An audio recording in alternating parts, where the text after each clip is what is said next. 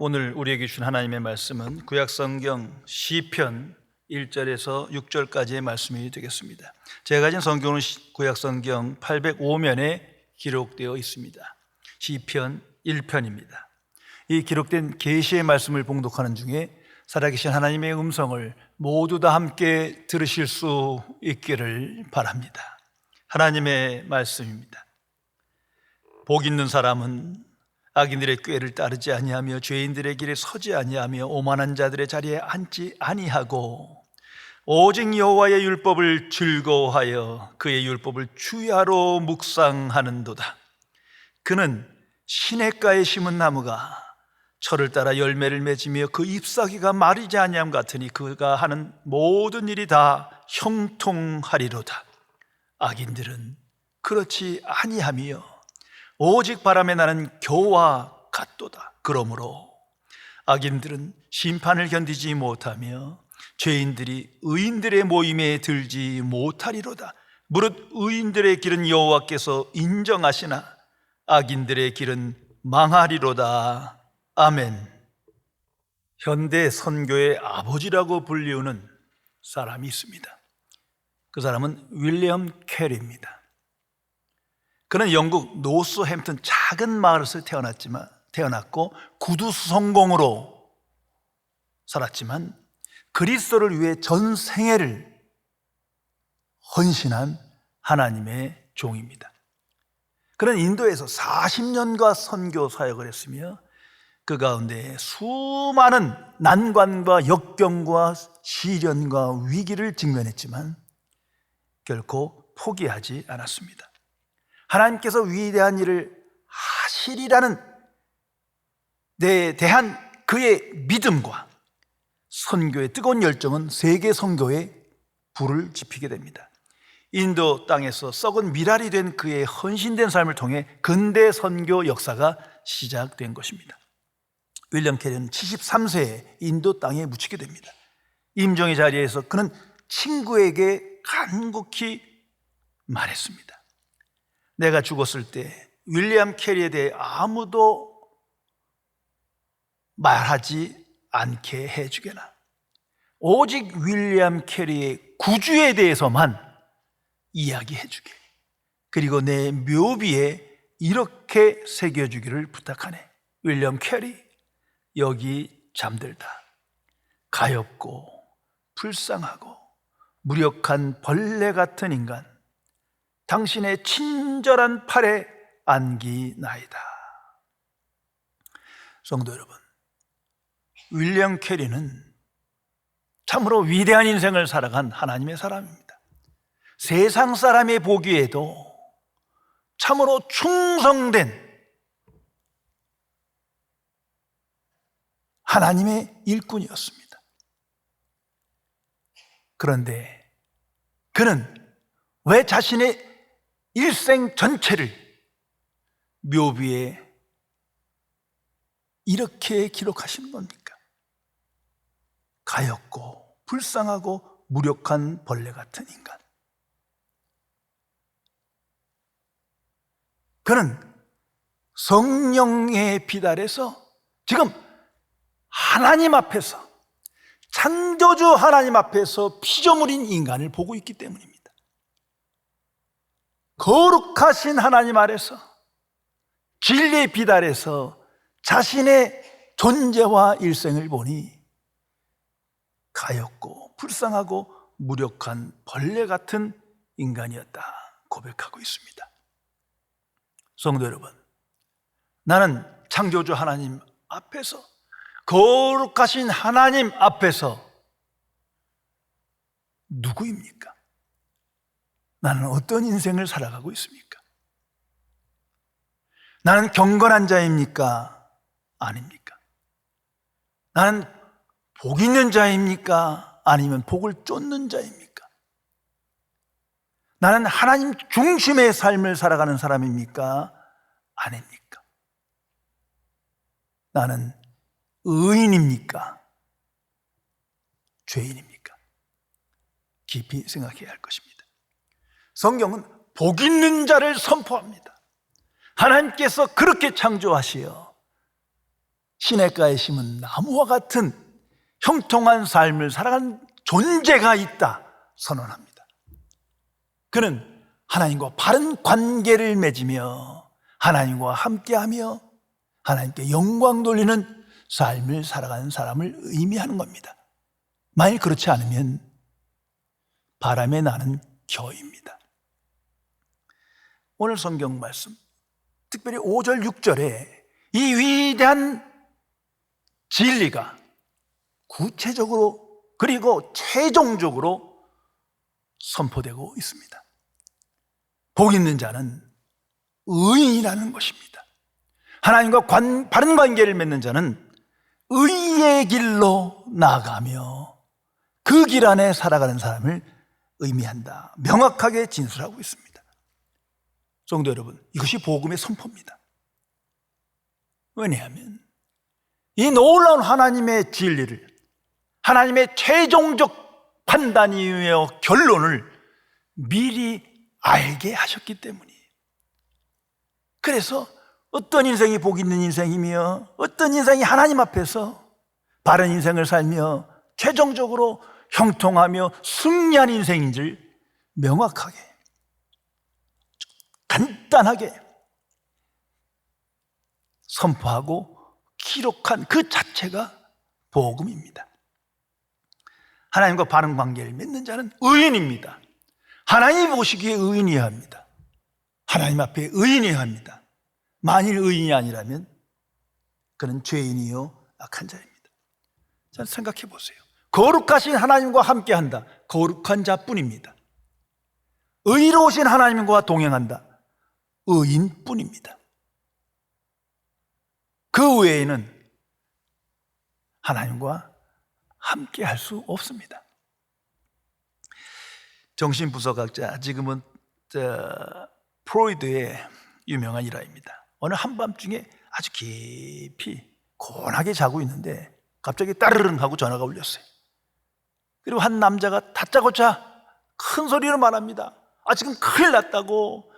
자신의 아내가 지금 제정신이 아니고 이거 미친 것 같은데 이거 어떻게 하면 좋겠냐고. 더욱이 아내는 자기가 그 사실도 모르고 자꾸 남편한테 당신이 제정신이 아니라고 소리치는데 이거 정말 해결할 길이 없는데 도와주세요 하고 전화를 걸었어요. 프로이드가 이렇게 대답했답니다. 이 시간 전화 건 걸 보니까 정신 나간 사람은 바로 당신이요. 성도 여러분, 하나님 앞에서, 하나님 말씀 안에서 나를 보지 못하면 잘못된 인생을 갖고 살아갑니다. 하나님 없는 세상에 현실이 바로 이겁니다. 내가 누군지를 몰라요. 어떤 인생을 살아간지 몰라요. 그래서 복을 쫓는 인생으로 허탄한 인생을 살아간다는 것입니다. 그러나 복 있는 자는 차원이 다른 인생길을 갑니다. 하나님 앞에서 하나님을 만날 그날을 바라보며 오늘을 살아갑니다. 온통 관심과 집중이 미래에 있습니다. 하나님을 만날 그날, 그 종말에 있습니다. 성도 여러분, 아무리 오늘 현재적으로 세상에서 유명하고 평안하고 칭찬받고 그렇게 살아본들 끝이 잘못되면 다 잘못되는 거예요. 한마디로 망하는 거예요. 복 있는 자는 마지막 하나님께 나갈 그날을 바라보며 그날을 고대하며 그날을 준비하며 오늘 살아갑니다. 그러나 복을 쫓는 자는 그날이 무슨 날인지도 몰라요. 이 세상뿐이에요. 하나님을 두려워하지 않아요. 현재뿐이 인생이요 세상 중심을 이 삶을 살아갑니다. 이것이 성경의 선포입니다. 인생은, 인간이란 책임적 존재입니다. 하나님께서 그렇게 창조하셨습니다. 한 부분뿐만 아니라 인생 전체를 하나님 앞에서 책임질 날이 반드시 옵니다. 성경 전체의 이야기는 바로 이것을 우리에게 말해주고 있습니다. 책임적 존재입니다. 하나님께서 인간에게 무한한 자유를 주셨어요. 하나님을 무시할 만큼, 거부하고 조롱해도 괜찮을 만큼, 자기가 자기 삶을 선택할 만큼. 그러나 그 인생에 대하여 하나님 앞에, 창조주 앞 하나님 앞에서 책임져야 할 날이 온다는 것이 성경의 선포입니다. 반드시 그렇습니다. 그래서 복 있는 자는 그것을 아는 거예요. 하나님의 뜻을 알고 인생의 결국을 알아요. 그래서 그날을 바라보며 고대하며 그날을 준비하는 인생을 오늘 살아갑니다. 종말론적 가치관과 신앙을 가지고 오늘을 살아가는 자가 복 있는 자다 선언하는 겁니다. 그런데 복을 쫓는 인생은 전혀 아니거든요. 성경은 이렇게 말합니다. 육신에 속한 자다, 세상에 속한 자다, 이기적인 탐심과 정욕에 이끌린 자다. 한마디로 육체뿐인 인생이다. 그래서 그 인생은 어떠냐? 먹고 마시고 즐거워하자. 바로 그런 인생이에요. 육체가 즐거워야 행복이에요. 육체뿐인 인생이에요. 육체가 먹고 마시고 즐거워하자. 이것이 최고의 행복인 거예요. 그 결국은 멸망이다. 성경은 말합니다. 영혼의 중요성을 알지도 못하고 영주도적인 인생을 살아가지 않는다는 거예요. 이것을 구별해야 합니다. 그 마지막 때에 최종 심판이 있습니다.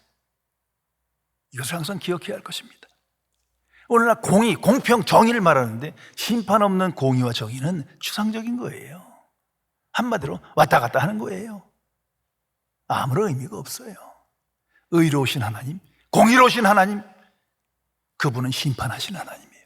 심판을 통해서만 증거되고 확정되는 거예요. 하나님의 의는 반드시 심판 속에 나타나는, 심판을 통해서 검증되고 확증되는 의입니다. 이건 추상적인 것이 아니에요. 성경에 나타난 사건들을 보세요. 심판하신 하나님, 의로우신 하나님, 복 있는 자는 그 하나님을 기뻐하며 그날을 바라보며 오늘을 살아가는 사람입니다.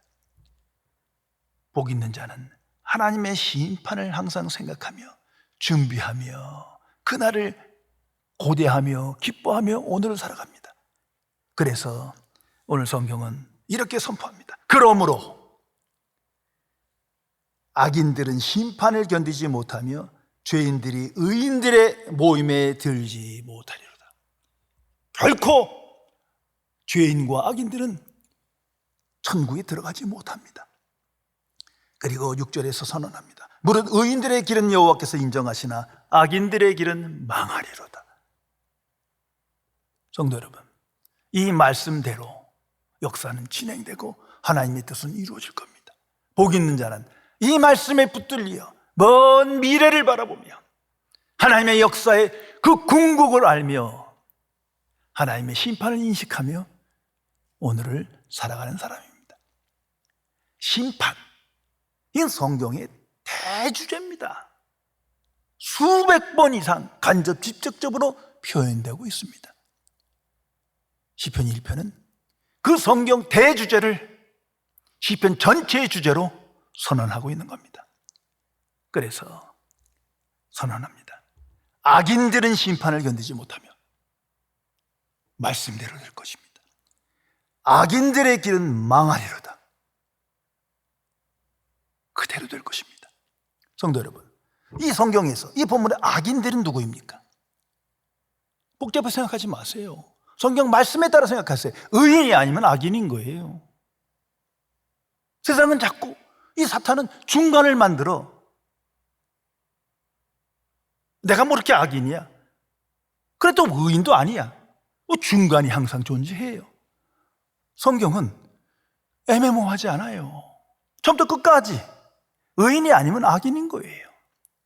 하나님의 기준에서 그렇다는 겁니다. 세상 기준엔 의인도 있고 악인도 있고 중간도 많아요. 그러나 하나님의 기준에선, 하나님의 판단에선 명료해요. 의인이 아니면 악인이에요.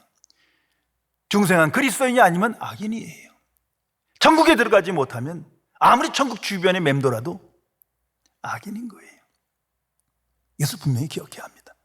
자, 에덴 동산의 사건부터 심판이 계시되고 알려집니다. 아담과 하와가 하나님의 말씀에 불순종합니다. 말씀대로 그들은 에덴에서 추방됩니다. 현재적 심판을 말하고 있습니다. 노아의 홍수, 소돔과 고모라의 심판, 바벨탑의 사건, 수많은 사건들이 심판을 직접 말씀하고 사건으로 경고하고 있습니다. 예수님은 더욱더 심판을 많이 말씀하셨습니다. 천국 비유, 오직 비유로만 말씀하셨는데 그 중에 다수가 심판입니다. 하나님이 정한 이 뜻대로 의인은 흥하고 악인은 망하리라.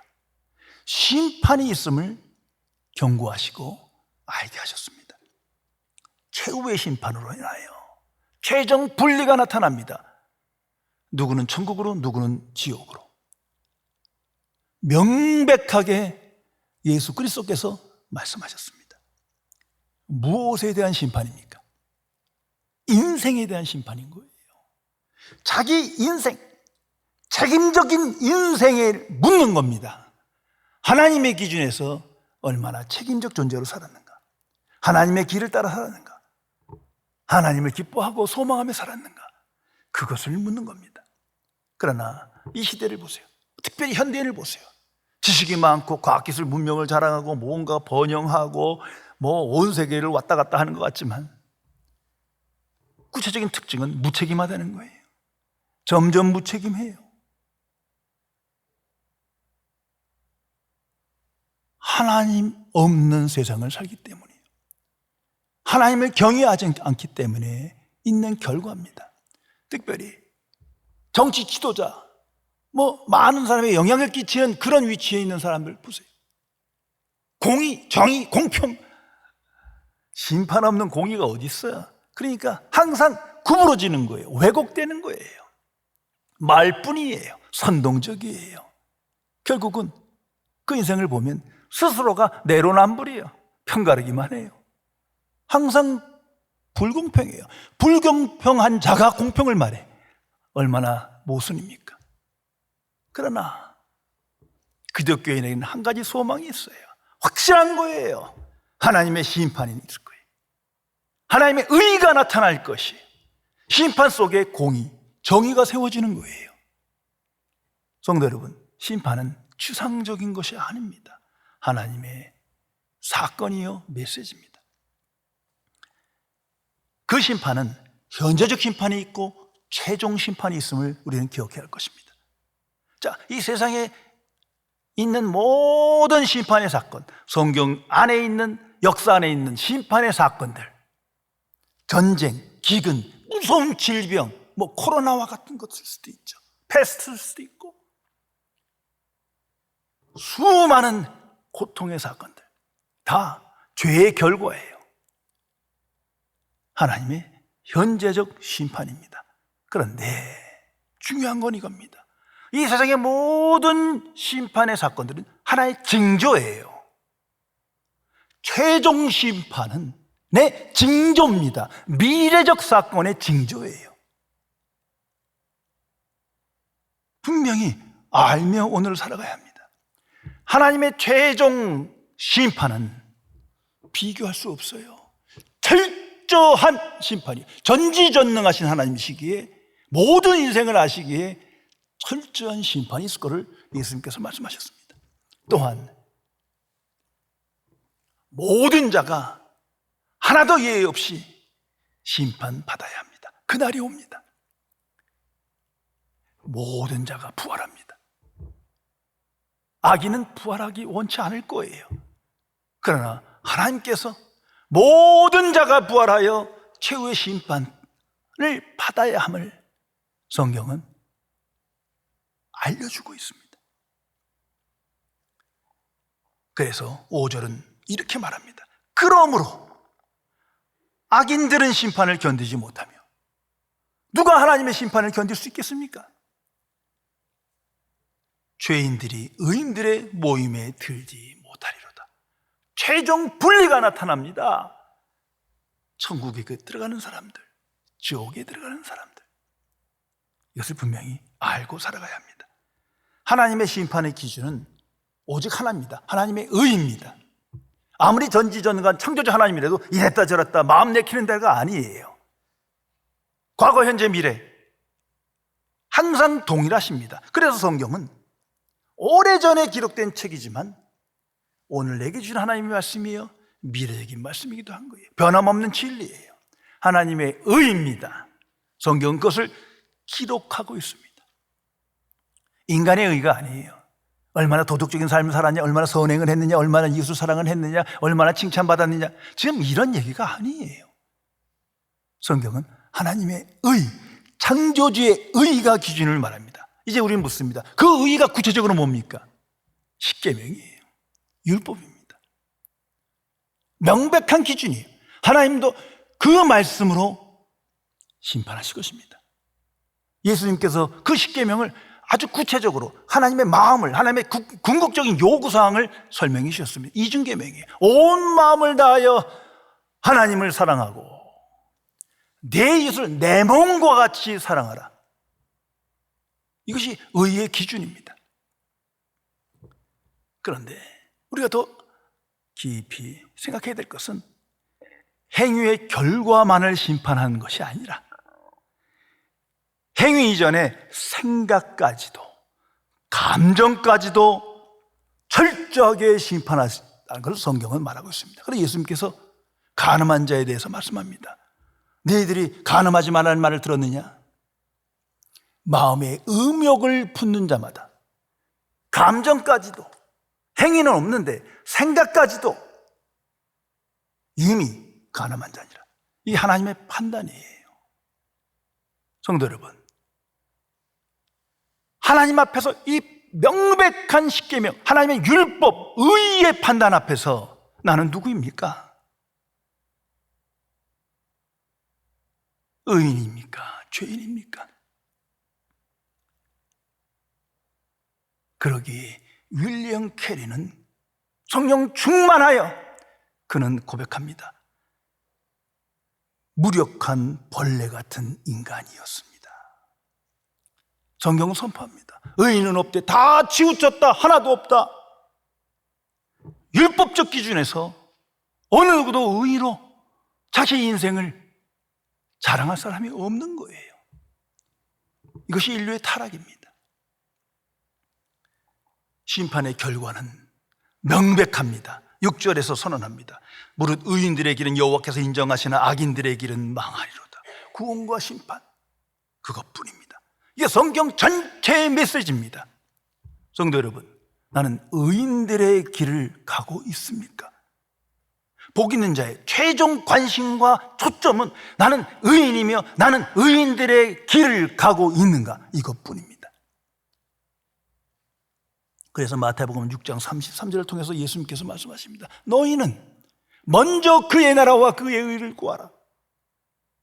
항상 먼저 간절히 의의 길을 따라 살아라. 그의 나라와 그의 의를 구하라. 그리하면 형통한 삶을 살 것이다 말씀하셨습니다. 예수님께서 마태복음 25장에 한 장 전체가 이 복음을 선포하십니다. 최후의 심판의 메시지를 우리에게 알려주십니다. 3가지 비유가 기록되어 있습니다. 집에 가서 한번 꼭 읽어보시기 바랍니다. 열처녀의 비유, 달란트의 비유, 그리고 양과 염소의 비유입니다. 그 메시지는 하나, 의로우신 하나님께서 의의 심판을 하신다는 거죠. 이걸 잊어서는 안 됩니다. 5절, 6절 이 최종 결론, 그 복음을 비유로 예수님께서 말씀하셨습니다.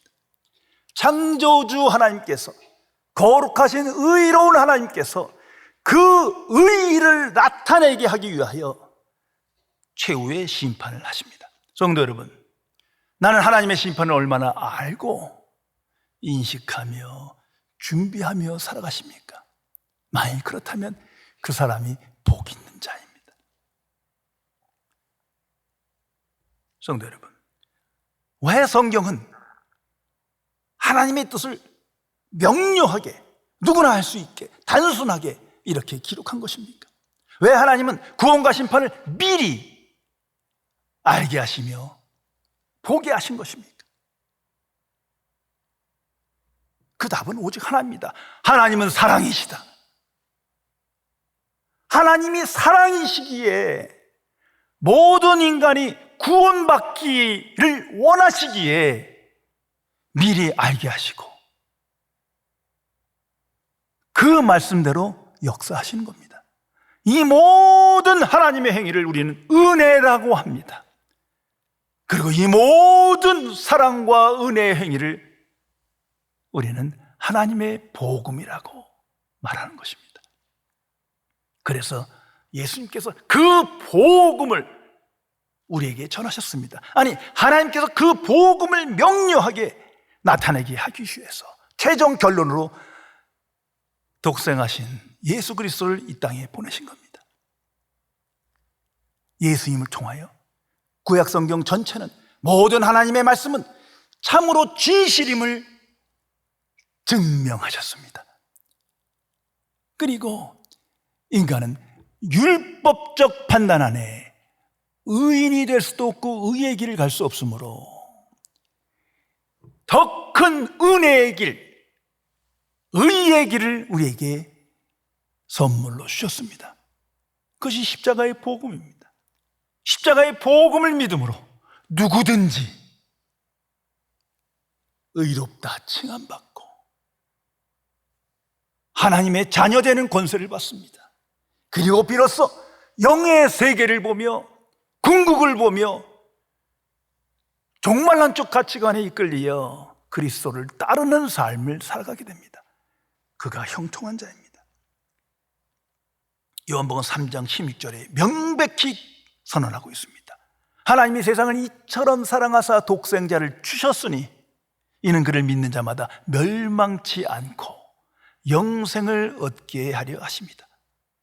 이 놀라운 복음의 선포, 예수 그리스도의 사건을 세상에 알렸지만 세상은 거부합니다. 조롱합니다. 무시합니다. 때로는 믿는 자도 망각합니다. 때로는 세상이 박해합니다. 과거, 현재, 미래 계속 세상 속에 이런 일이 진행되고 있는 겁니다. 하나님의 마음은 어떻습니까? 애통하는 마음뿐입니다. 결국 뜻대로 말씀하신 대로 하나님은 심판하십니다. 의를 나타내기 위해서, 의로우신 하나님을 나타나게 하기 위해서 현재적 심판을 오늘도 역사 안에 이루고 계십니다. 이 세상 모든 종교를 생각해 보세요. 몇몇 종교는 가장 높은 차원의 도덕적 삶을 제시하고 길을 예비하는 것 같지만 하나님이 보시기에 하나님의 의 앞에서는 다 미치지 못하는 거예요. 기껏 잘해줘야 부분적 진리예요. 멸망으로 가는 거예요. 악인들의 길이에요. 그런데 그걸 모르고 계속 그 종교에 끌려가는 이 세대가 참으로 불쌍하고 비참한 것입니다. 적어도 세 가지의 문제를 해결하지 못합니다. 죄의 문제를 해결책이 없습니다. 죄의 해결책이 없어요. 어떤 종교든. 두 번째는 하나님의 의를 선물로 주지 못해요. 세 번째는 하나님의 심판을 준비하지 못해요. 그 심판을 이길 수가 없어요. 예수님께서 마태복음 22장에 왕의 혼인잔치 비유를, 천국 비유를 말씀해 주십니다. 자, 왕, 즉 하나님이십니다. 그 왕이 아들의 혼인잔치를 열었어요. 그리고 종들을 보내서 손님을 초대합니다. 우리 상식적으로 생각해 보세요. 이 초대된 자들은 최소한 자격이 있다고 하는 사람들이었을 거예요. 그런데 그들이 거절합니다. 어떤 사람들은 종들을 능욕하고 죽였다 성경은 말합니다. 왕이 분노하여 군대를 보내 다 진멸합니다. 이제 종들에게 말합니다. 길거리에 나가서 한마디로 해석하면 자격 없는 자들이지만 만나는 자마다 다 초대하라. 왕의 잔치에, 혼인잔치에 손님이 가득했어요. 왕은 당시에 예습에 따라 예복을 준비합니다. 다 예복을 입었는데 한 사람만이 예복을 입지 않은 거예요. 예수님께서 그 비유를 주시며 그 왕이 이렇게 말합니다. 마태복음 22장 12절 13절입니다. 이르되 친구여, 어찌하여 예복을 입지 않고 여기 들어왔느냐 하니 그가 아무 말도 못하거늘. 아니, 자격 없는 자를 초대했죠. 예복까지 준비해 줬죠. 근데 왜 안 입어? 할 말이 없어요. 임금이 사환들에게 말하되 그 손발을 묶어 바깥 어두운 데 내던지라. 거기서 슬피 울며 이를 갈게 되리라. 무엇을 말씀하시는 겁니까?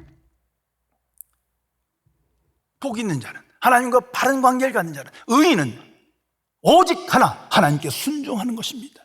하나님이 요구하시는 건 오직 순종이에요. 창조주 하나님이시기에 피조물에게 오직 순종입니다. 마지막 순종. 하나님의 의의가 없이는 하나님께 가까이 가지 못해요. 천국 들어가지 못해요. 의의 예복을 입어야 되는데 그것을 거절하는 거예요. 예수 그리스도의 옷을 거절하는 거예요. 누구도 천국에 들어가지 못합니다. 하나님의 말씀은 생명이요 권위입니다. 하나님의 권위가 있습니다. 내게 주신 말씀에 순종하는 자가 복 있는 자예요.